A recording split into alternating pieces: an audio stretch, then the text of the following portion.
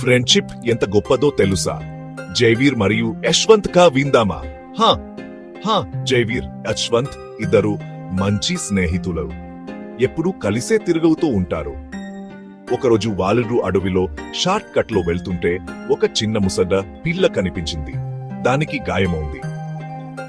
జైవీర్ కి భయమేసింది. హబ్బా, ఇది మనల్ని కరుస్తుందేమో అన్నాడు.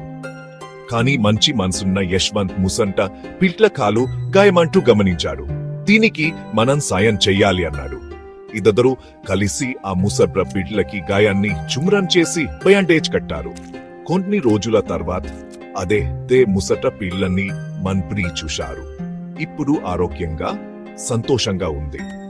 తోక ఆపుతో హాంక్స్ అన్నట్టు చేసింది.